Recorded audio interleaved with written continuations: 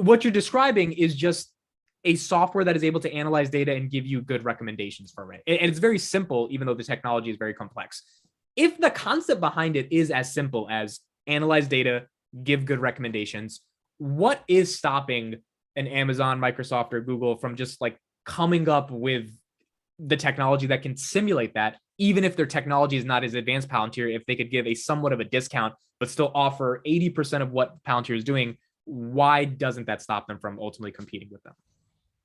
There are three reasons for that, Amit. The first reason is like when you build technologies like this, you make some very focused decision early part on the career. I mean, like for that, there were some decisions taken for Palantir, like what kind of technology they want to build. Like for example, their idea is that augment people with kind of analytics power. Google idea of technology is to replace people.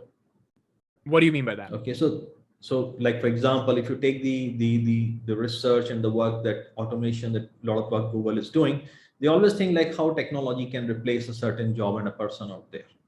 So thing is like there will be always be things. So basically what I'm trying to say is that two different technologies, even though they are very good, they have a very different evolution path, and you learn through it and you build certain defenses around it. Okay, though Google and Amazon have a lot of resources on their disposal, first, as of today, their first focus is infrastructure work.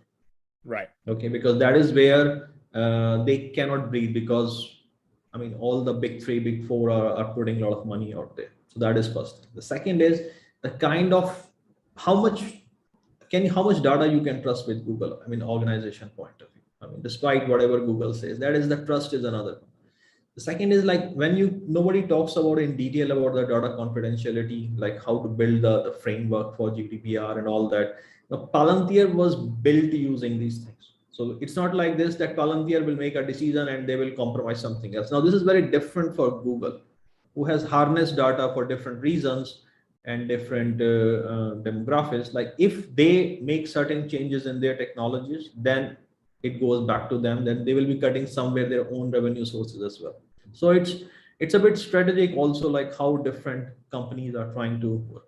Last, Google is very clear, like what's their relationship with government, especially in functioning democracies. Okay, Palantir is very clear as well. There are two different positions. I'm not saying what is good or what is bad. I side with Palantir on that part. But I mean, yeah, it's just somebody's individual choice. So that is another thing.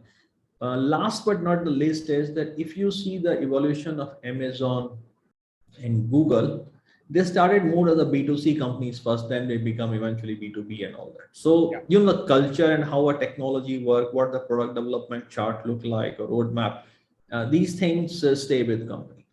Palantir started with a very different idea that they are going to work with government on the most complex problem what government is facing that time. Okay, I mean, these are still like pre-cloud days we are talking about. Right. Okay, and then eventually they say that okay, this is the same problem that industry is facing in a different context. Okay, so they moved in a different way. So can they build? Yes, I mean, not only like Google or Amazon. I think a lot of other companies can also come and build end products. The question is, do they have that much time, and do they have that much resources, and can they build that kind of relationship which gives them those kind of avenues to do? Right.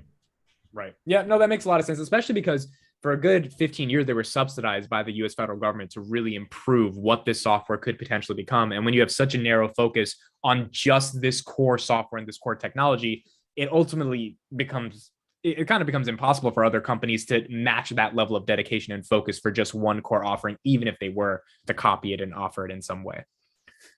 Makes sense.